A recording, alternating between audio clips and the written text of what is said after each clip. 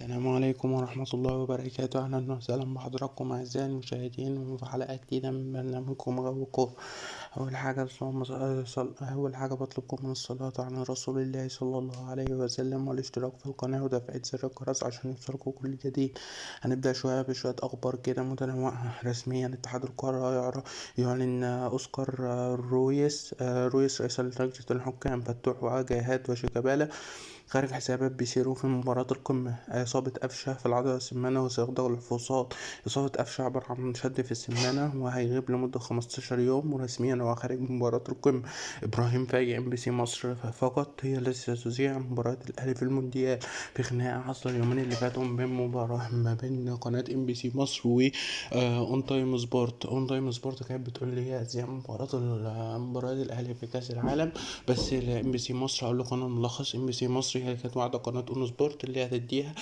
MBC مصر هي اللي شارية حقوق البث، فكانت هتدي حقوق البث كانت هتيجي عليها من قناة اون تايم سبورت، بس MBC في الاخر ما رفضوا، تركي آل الشيخ رفض. بس هي لحد دلوقتي MBC مصر هي الناقل الحصري لمباراة كأس الأهلي في كأس العالم للأندية في شهر 6. رسميا وائل رياض مديرا فنيا للمنتخب الوطني للمحليين. اليوم ستقام قرعة دوري أبطال أفريقيا والكونفدرالية. والكونفدرالية والكاف كان أعلن تشكيل تعالى هنشوف القرعة. المرشحين للرباع المصري اللي هو الأهلي المصري، الترجي اللي ممكن يقابل أول المجموعات زي الترجي التونسي والجيش الملكي والهلال السوداني. وبيراميدز ممكن يواجه أورلاندو بايرتس والهلال السوداني والجيش الملكي. والزمالك ممكن يقابل شباب قسطنطينية والفريق جنوب أفريقي وسيلتيك أبيجان الإيفواري. المصري ممكن يواجه سيمبا ومولودية الجزائر ونهضة بركان. الكاب برضو أعلن التشكيل المثالي لدور المجموعات من دوري أبطال أفريقيا. اللي هو وجد ثلاثة مصري، يعني ثلاثة في الدوري المصري اللي هم إمام عاشور في خط الوسط وأسامة أبو علي في خط الهجوم، وفي الجناح الأيسر إبراهيم عادل. قفشه تعرض لإصابة في العضلة الخلفية وعمل أشعة هيجي 15 يوم. بن شرقي أدى التمرين الجماعي لأول مرة، وممكن بنسبة كبيرة أوي هنشوف بن شرقي في قائمة الماتش مباراة القمة. بس محمد طاهر موقفه صعب واعتبروه خارج ماتش القمة. أشرف داري ظهر بشكل كويس وفي إعجاب كبير أوي من اللاعبين ببن شرقي، وأشرف داري كمان هتلاقيه أساسي. تعالى هنقول لكم بمناسبة ماتش القمة باقي تلات جولات وينتهي الدور الأول. بينتهي الدور الأول. تعالى هنقول لكم التلات جولات اللي باقيين لثلاثي المقدمة اللي هو الأهلي بقى له الزمالك وحرس الحدود وطلائع الجيش. الزمالك بقى له الأهلي وزد وإنبي. بيراميدز له طلائع الجيش والاتحاد السكندري وسيراميكا كليوباترا. بس دي كده اخبار الدوري المصري. تعالى نكمل اخبارنا المتنوعه. في النهارده قرعه دوري الابطال، ان شاء الله هنعمل لكم تغطيه حصريه عليها على قناه غو كوره ان شاء الله. وقت ما تيجي تتعمل هنقول لكم النتائج وكده.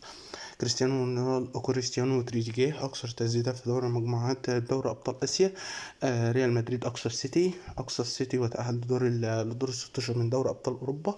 انا طبعا عمر مرموش ساهم في الجون للسيتي، هو النتيجه انتهت 3-1 هاتريك امبابي، وعمر مرموش عمل ركله حره جاب في العارضه واتردت وفي واحد من الفريق وجابه جول. يوفنتوس يودع دوري ابطال اوروبا افريقيا عفوا. صلاح يسجل ويصنع في تعادل ليفربول مع استون فيلا 2-2. ايقاف فيلينجهام مباراتين على احداث الدوري الانجليزي لما سب الحكم. اللهم صل على النبي. تعالى هنقول لكم غيابات الاهلي والزمالك عن ماتش القمه. غيابات الاهلي بنسبه كبيره قوي محمد مجدي قفشه اللي هو قلت لكم مشد في السمانه 15 يوم بنسبه كبيره خارج لقاء القمه. اداه ماركا ملعب واحد. ياسر ابراهيم، يحيى عطيه الله، كريم ندفن. غيابات الزمالك شيكابالا كريم فؤاد مش كريم ندفن. هتلاقي في التشكيل الاساسي هو كولر. تاني حاجه غيابات الزمالك شيكابالا فتوح، محمود جهاد للايقاف وناصر محمود جهاد اصابه في العضله الخلفيه وناصر ماهر ايقاف. شيكابالا اسباب فنيه وفتوح اصابه برضه.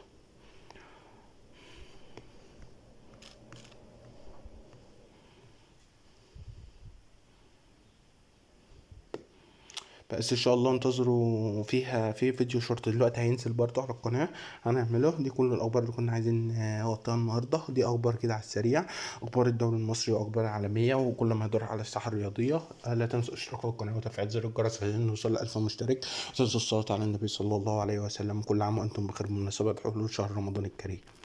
والسلام عليكم ورحمه الله وبركاته.